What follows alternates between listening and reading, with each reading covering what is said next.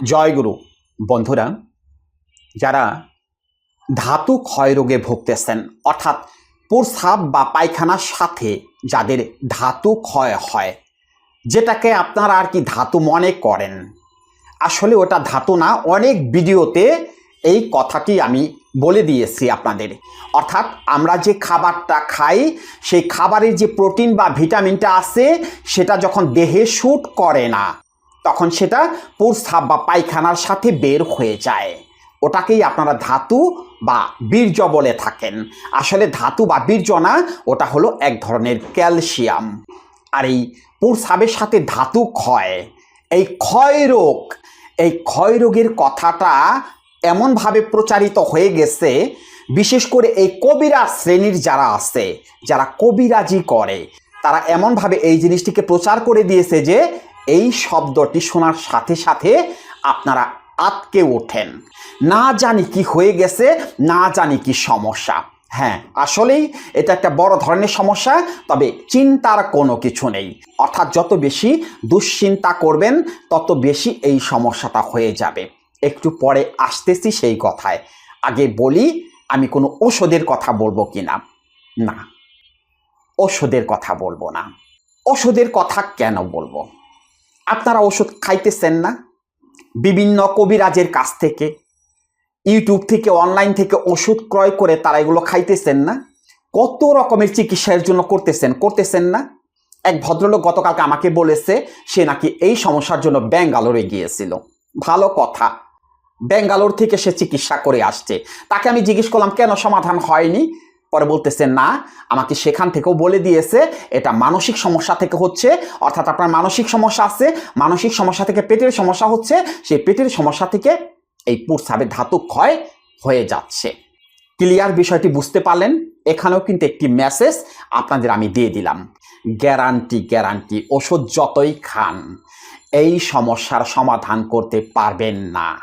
ওষুধ খাওয়ার পরে 15 দিন, 1 মাস ভালো থাকবেন, পরবর্তীতে আবার কিন্তু এই সমস্যাটা হয়ে যাবে। আপনারা নিজেরা পরীক্ষিত, আপনারা দেখেন না, কয়েকটা দিন ভালো থাকেন ওষুধ খাওয়ার পরে আবার এই সমস্যাটা শুরু হয়ে যায়।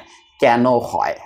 আজকে ভিডিওটি যদি সম্পূর্ণ দেখেন, সমাধান হয়ে যাবে। 1 টাকার ওষুধ আপনাদের সেবন করতে হবে না, সমস্যার সমাধান হয়ে যাবে। মনোযোগ দিয়ে কথাগুলো শুনতে থাকুন। এই প্রস্রাবের ধাতু ক্ষয় বা পায়খানার সাথে ধাতু ক্ষয় নিয়ে আমাদের গহীনের কথা যে প্রথম চ্যানেলটা আছে, সেখানে ভিডিও দেওয়া আছে, সেখানে অনেক ভিডিও দেওয়া আছে। সেই ভিডিওগুলো যথেষ্ট ভাইরাল হয়ে গেছে, কিন্তু সমস্যা হয়েছে, সেই ভিডিও দেখেও আমাকে অনেকে জিজ্ঞেস করেছে বা আমার কাছে জানতে চেয়েছে, গুরুজি এর কোনো ওষুধ আছে কিনা, আমাকে থাকলে ওষুধ করে দেন। তাদেরকে বোঝানোই যায়নি যে এটা যে মানসিক সমস্যা থেকে হচ্ছে, এটার সমাধান ওষুধ দিয়ে হবে না। এই কথাটি তাদের বোঝানোই যায়নি। বা যারা আমার কাছে কল করে তাদের যদি বলি যে এটা মানসিক সমস্যা থেকে হচ্ছে, এরা তো কিছুতেই মানবে না। ওই যে একটু আগে একটা কথা বললাম না, যে এরা তো একটু টেরা টাইপের, কারণ এরা তো সবাই IBS এর রোগী, এরা তো সবাই পেটের সমস্যার রোগী, কষা রোগী। সেই জন্য এদের যতই বলা হোক কাজ হবে না, এরা সেই কথা শুনবে না। এগুলো কেন হয়? অর্থাৎ এই যে প্রস্রাব বা পায়খানার সাথে যে পিচ্ছিল অংশটা চলে যায়, কেন যায়? কারণটা কি? এটার প্রথম এবং প্রধান কারণ হলো পেটের সমস্যা। অর্থাৎ যাদের পেটের সমস্যা আছে তাদের এটা হবেই। ওই যে বললাম না, খাবার তো খাইতেছেন আপনি, ডিম, দুধ, মাছ, মাংস খাইতেছেন, এগুলোর কি ভিটামিন আছে না? এগুলোর কি প্রোটিন আছে না? সেই প্রোটিন বা ভিটামিনটা আপনার দেহে তো লাগতেছে না। কেন লাগতেছে না? ওই যে পেটের সমস্যা আছে, অর্থাৎ আপনার হজম হচ্ছে না। এখন যদি হজম না হয়, তাহলে ওই ক্যালসিয়ামটা কোথায় যাবে? ওই যে পায়খানা বা প্রস্রাবের সাথে বের হয়ে যাবে। তাহলে সমস্যাটা কোথা থেকে হলো? সমস্যাটা হলো পেট থেকে, অর্থাৎ পেটের সমস্যা থেকে এই সমস্যাটা হলো। এখন পেটের সমস্যার সমাধান কি করে করবেন? ওষুধ খেয়ে? হ্যাঁ, ওই যে ওষুধ খেলে পেটের সমস্যার সমাধান হয়, কয়েকটা দিন তো হয়। আপনারা ভালো করে খেয়াল করে দেখেন, যারা IBS এর রোগী আছেন তারা কয়েকটা দিন ভালো থাকেন, আবার তো সেই একই অবস্থা, পেট বুটবাট করে, চিনচিন করে ব্যথা করে, পায়খানা ক্লিয়ার হয় না, 3-4 দিন পর পরে পায়খানা হয়, আবার মাঝে মধ্যে পায়খানা একেবারে পাতলা হয়ে যায়। ডাক্তার দেখাইতেছেন, ডাক্তার ওষুধ দিয়ে দিতেছে, ওই ওষুধ খাওয়ার পরে কয়েকটা দিন ভালো থাকতেছেন, কিন্তু আবার সেই সমস্যাটা হয়ে যাচ্ছে। এখন কেন হচ্ছে? কেন পেটের সমস্যার সমাধান স্থায়ীভাবে হচ্ছে না? হবে না কারণ আপনি বা আপনারা মানসিক রোগী। রেগে যাবেন না আবার, পাগল ছাগল কিন্তু আপনাদের বলি নাই, আপনাদের বলছি মানসিক রোগী। মানসিক রোগীদের মধ্যে বেশ কিছু পার্থক্য আছে। এক মানসিক রোগী আছে যারা উন্মাদ, যারা রাস্তায় ল্যাংটো হয়ে বসে থাকে, তারা হলো ভয়াবহ রকমের মানসিক রোগী। আরেক মানসিক রোগী অর্থাৎ মাইনর মেন্টাল পেশেন্ট, তারা কারা? তারা হলো ভদ্র গোছের রোগী। এই যে যারা IBS এর রোগী আছেন, এই যে যাদের প্রস্রাব বা পায়খানার সাথে ধাতু ক্ষয় হয়, তারা হলো ভদ্র গোছের মানসিক রোগী। কেননা এদের কাপড় চোপড় সবকিছু ঠিক থাকে। এদের এমন কিছু আচরণ আছে, এমন কিছু কাজকর্ম আছে যেগুলো তার পাশের লোকজন, তার ফ্যামিলির লোকজন, তার আত্মীয় স্বজন, তার বন্ধু বান্ধব, যাদের সাথে সে খুব বেশি মিশে, তারা বুঝতে পারবে যে এ একটু আলাদা, অর্থাৎ অন্য 10 জনের চেয়ে এ একটু আলাদা। এরা হলো ভদ্র গোছের মানসিক রোগী। কিন্তু মেইন সমস্যা হলো এদের যে এই রোগগুলো আসছে, এরা এগুলো বুঝতে পারে না। না বোঝার কারণে কি হয়, কেউ যদি এদের বলেও, কোনো ডাক্তার বা কেউ যদি বলে, তখন সে রেগে যায় বা তারা রেগে যায়।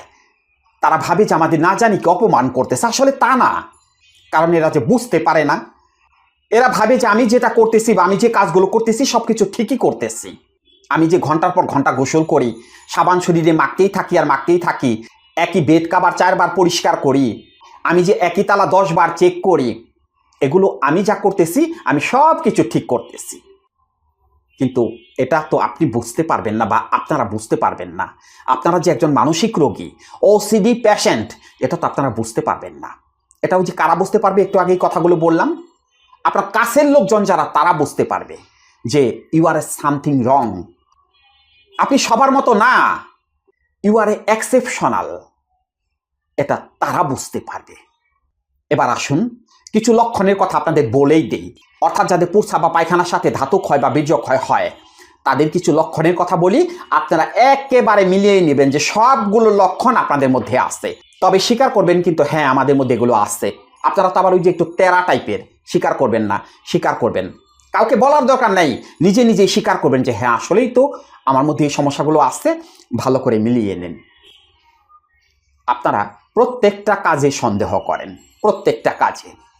কাজ করতেছেন, আপনার কাছে মনে হচ্ছে যে না, সম্ভবত এই কাজটা ঠিক হয়নি, আবার করতেছেন। মানে বিশ্বাস বা আস্থা নেই কাজের উপরে। আপনারা খাবার খাইতে গিয়ে সব সময় সন্দেহ করেন, এই খাবার খেলেই মনে হয় পেটে সমস্যা হবে। খাবার খাওয়ার আগেই আপনাদের মধ্যে এরকম একটা সন্দেহ কাজ করে। কি করে না? করে। স্বীকার করবেন কিন্তু হ্যাঁ করে।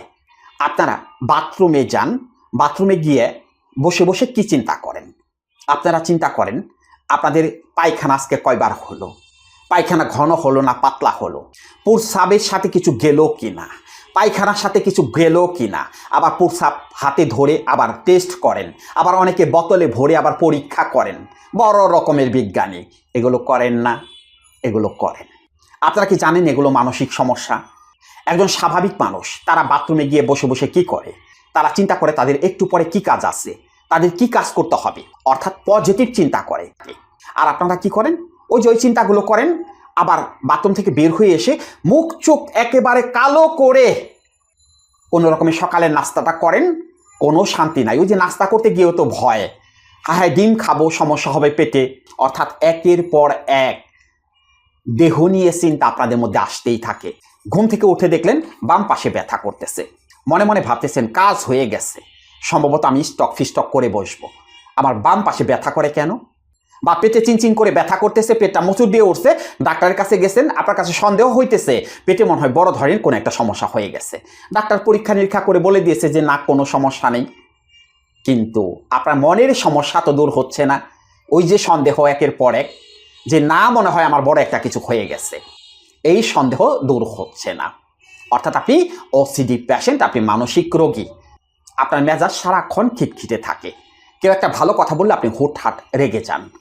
আপনি কোথাও যান না খুব একটা, কারোর সাথে খুব বেশি মেশেন না, একা একা থাকতে পছন্দ করেন। কারণ ওই যে সবাইকে যে আপনি পছন্দ করেন না, কারোর সাথে মিশলে তার শরীর থেকে যদি আপনার শরীরে ময়লা চলে আসে, অর্থাৎ আপনি কারোর সাথে মিশবেন না। আর আপনি প্রচণ্ড রকমের ঝগড়াটে, ভালো করে খেয়াল করে দেখেন, মনে কষ্ট নেবেন না। আপনি কথায় কথায় মানুষের সাথে ভেজাল লাগাই দেন, আপনি বাজারে বাজার করতে গিয়েও ভেজাল লাগান, গাড়িতে উঠে কন্ট্রাক্টরের সাথে ভেজাল লাগাই দেন, আপনি যেখানে যান সেখানে আপনি ভেজাল লাগাই দেন। কারণ কি? কারণ আপনার মাথা গরম, আপনি একজন মানসিক রোগী। মনে কষ্ট পেয়েছেন? আরও কোনো ইতিহাস বলবো? আপনাদের ইতিহাস, অর্থাৎ যাদের প্রস্রাব বা পায়খানার সাথে ধাতু যায়, তাদের ইতিহাস যদি আমি বলতে যাই ভিডিও হয়ে যাবে 2 থেকে 3 ঘন্টার। আর ইতিহাস বলবো না। যেটুকু বলছি ভালো করে মিলিয়ে দেখুন যে সবগুলো লক্ষণ আপনাদের মধ্যে আছে। এখন কথা হলো, এই যে লক্ষণগুলোর কথা বললাম, এগুলো তো মনের সমস্যা। এগুলোর সাথে প্রস্রাব বা পায়খানার ধাতু যাওয়ার সম্পর্কটা কি? এবার মিলিয়ে নেন ধাতু যাওয়ার সম্পর্কটা কি। এই যে লক্ষণগুলোর কথা বললাম, অর্থাৎ এই লক্ষণগুলো যাদের মধ্যে আছে তাদের শরীর থেকে টক্সিন নামের এক ধরনের হরমোন নিঃসরিত হয়, টক্সিন হরমোন। যে হরমোনটার কারণে রাতে ঘুম কম হয়, ওই যে মাথা গরম হয়ে যায়, সেই জন্য রাতে ঘুম কম হয়, অর্থাৎ ঘুম ভালো হয় না। ঘুম ভালো না হওয়ার কারণে কি হয়? প্রথমে শুরু হয় গ্যাস্ট্রিক অ্যাসিডিটি। সেই গ্যাস্ট্রিক অ্যাসিডিটি থেকে পেট ফাঁপা, পেট ফোলা, বদহজম, পায়খানা ক্লিয়ার না হওয়া, কষা পায়খানা, দ্যাট মিনস আইবিএস। তারা আইবিএস দ্বারা আক্রান্ত হয়ে পড়ে। যখন আইবিএস দ্বারা আক্রান্ত হয়ে পড়ে তখন ওই যে ভিটামিন সমৃদ্ধ খাবারগুলো খায়, ডিম, দুধ, কলা, মাছ, মাংস, ওগুলো তো এমনিতেই খেতে পারে না। যখন আইবিএস দ্বারা আক্রান্ত হয় ওগুলো তো এমনিতেই খেতে পারে না, বা যদি খায় অর্থাৎ ওই খাবারের ক্যালসিয়ামটা পায়খানা বা প্রস্রাবের সাথে বের হয়ে যায়, যেটাকে আপনারা ধাতু বা বীর্য বলে থাকেন। ক্লিয়ার? বিষয়টি বুঝতে পারছেন? তাহলে ওষুধ খেলে কি সমাধান হবে কি না? না, ওষুধ খেলে সমাধান হবে না। কেন হবে? কারণ আপনি একজন মানসিক রোগী। ওষুধ খেলে সমাধান হবে কোথায়? আপনার টক্সিন হরমোন তো বন্ধ করতে হবে। এই যে আপনার মানসিক রোগের কারণে যে টক্সিন হরমোন উৎপন্ন হচ্ছে, এটাকে তো বন্ধ করতে হবে। এটা বন্ধ না করা পর্যন্ত পেটের সমস্যার সমাধান হবে না। পেটের সমস্যার সমাধান না হলে পায়খানা বা প্রস্রাবের সাথে ধাতু ক্ষয় বন্ধ হবে না। এখন কথা হলো, এই যে মানসিক রোগগুলোর কথা বললাম, এগুলোর জন্য কি কোনো ওষুধ আছে? কোনো একটা ট্যাবলেট যদি আপনাকে খাওয়াই দেওয়া হয় যে আপনি এই ট্যাবলেটটা খান, আপনি আর পায়খানা নিয়ে গবেষণা করবেন না, আপনি শরীর নিয়ে আর কোনো চিন্তা করবেন না, আপনি খাবার নিয়ে কোনো সন্দেহ করবেন না, পারবেন? ওষুধের কি সেই ক্ষমতা আছে? না, ওষুধের সেই ক্ষমতা নেই। কেননা সমস্যাটা হচ্ছে আপনার মন থেকে। এটা একটা মনের রোগ, অর্থাৎ মনের অসুখ। তাহলে মনের অসুখ সারানোর জন্য কি করতে হবে? করতে হবে কাউন্সেলিং, যেটাকে সাইকোথেরাপি বলে। কাউন্সেলিং বা সাইকোথেরাপি, দ্যাট মিনস কথার মাধ্যমে আপনার মনের পরিবর্তন করে দিতে হবে। আমরা কিভাবে সেই কাউন্সেলিংটা করিয়ে থাকি? আমাদের কাউন্সেলিংটা হয় অনলাইন কাউন্সেলিং কোর্স। 7 দিনের কাউন্সেলিং কোর্স, প্রতিদিন আধা ঘন্টা করে। সেটার জন্য দেশে বা দেশের বাহিরে যে যেখানে আসেন সেখানে একটা নীরব জায়গা বেছে নেবেন, যেখানে কোনো লোকজন থাকবে না, অর্থাৎ ওই সময় যেন আপনাকে কেউ ডাক না দেয়। আধা ঘন্টা সময় যেন আপনাকে কেউ বিরক্ত না করে, কেননা মন নিয়ে কাজ করা হবে তো, সেই জন্য ওই সময়টাই যেন আপনাকে কেউ ডাক না দেয়। আপনি শুধু কানে হেডফোন দিয়ে কথা শুনবেন। এই যে এখন যেভাবে কথা বলতেছি, ঠিক এরকমভাবে মোবাইলে আপনাদের সাথে কথা বলা হবে, আধা ঘন্টা কথা বলা হবে। তখন কথাগুলো আবার অন্যরকম হবে। তখন কি হবে? যখন করবেন কাউন্সিলিং তখন বুঝতে পারবেন কিভাবে মনের সন্দেহ দূর হয়, তখন বুঝতে পারবেন। বাস, ক্লিয়ার। 1 টাকার ওষুধও লাগবে না, 1 টাকার ওষুধও লাগবে না। যদি কথা শুনেন, এমনিতেই পেটের সমস্যার সমাধান, প্রস্রাব বা পায়খানার সাথে ধাতু ক্ষয় বন্ধ হয়ে যাবে যদি কথা শোনেন।